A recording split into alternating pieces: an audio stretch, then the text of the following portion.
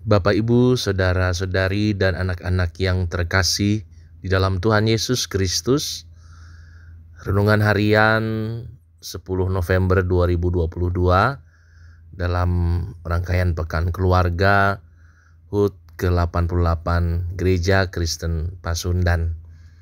Dalam renungan kita hari ini, Bapak, Ibu, Saudara dapat membaca dari Mazmur 98. Sebelum kita merenungkan firman Tuhan, mari kita berdoa. Tuhan, kepadamu kami mengucap syukur untuk hari yang baru, di mana Tuhan boleh memberikan bagi kami kesehatan, kekuatan, serta kesempatan kembali untuk berkarya. Kiranya Tuhan boleh membuka hati kami untuk menyambut firman Tuhan. Dalam nama Tuhan kami Yesus Kristus kami berdoa. Amin. Renungan hari ini bertema Sang Penyelamat. Saya akan bacakan yang menjadi nas kita, Mazmur 98 ayat 2. Tuhan telah memperkenalkan keselamatan yang daripadanya, telah menyatakan keadilannya di depan mata bangsa-bangsa. Bapak, Ibu, Saudara, anak-anak yang terkasih dalam Kristus, hari ini 10 November diperingati sebagai Hari Pahlawan. Hal itu adalah untuk mengenang peristiwa pertempuran besar antara pihak Indonesia dan pasukan Inggris yang terjadi di Surabaya. Pertempuran ini adalah perang pertama pasukan Indonesia dengan pasukan asing setelah proklamasi kemerdekaan Indonesia. Dampak dari pertempuran tersebut, sekitar 6.000 sampai 16.000 orang Indonesia gugur. Sebagai sebuah bangsa, Israel juga pernah mengalami penjajahan. Bagian Mazmur yang kita baca hari ini merupakan nyanyian pujian bagi Sang Penyelamat, yaitu Tuhan. Bahwa Ia telah melakukan penyelamatan bagi bangsa, tapi juga Ia akan terus melakukan penyelamatan selama ketidakadilan terjadi di dunia. Mazmur ini menggambarkan bahwa siapapun pemimpin Israel, Tuhanlah Raja yang sejati, yang menuntun mereka pada keselamatan dan kemenangan. Tuhan menyelamatkan Israel sebagai bangsa dari penjajahan bangsa asing.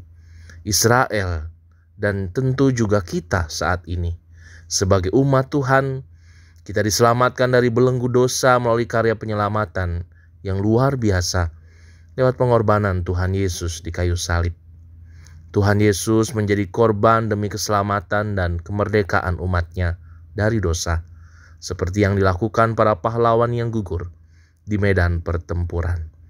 Namun, Tuhan Yesus mampu mengalahkan kematian karena Ia hidup kembali di hari ketiga.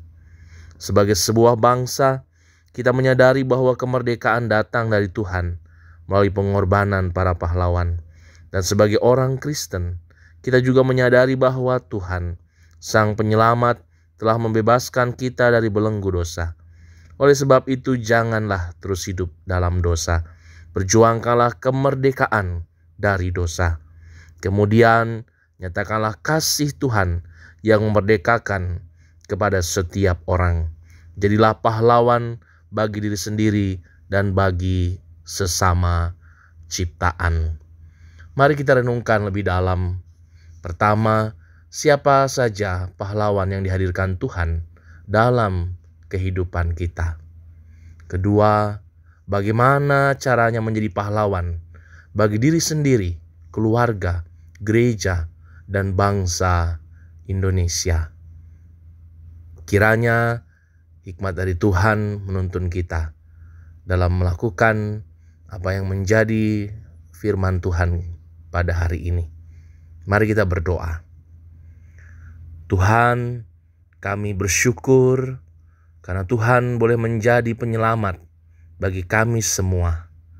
Tuhan juga yang menghadirkan para pahlawan dalam kehidupan kami. Pahlawan dalam kehidupan bangsa, negara, pahlawan di tengah masyarakat, pahlawan dalam keluarga. Mereka yang berkorban sehingga kami boleh ada sebagaimana ada saat ini. Semua berasal dari Tuhan, karena kebaikan Tuhan. Kiranya kami juga mampu boleh berkontribusi dalam hidup untuk sesama. Terima kasih Tuhan, pimpinlah kami dalam menjalani hari ini. Dalam nama Tuhan Yesus Kristus, kami berdoa. Amin.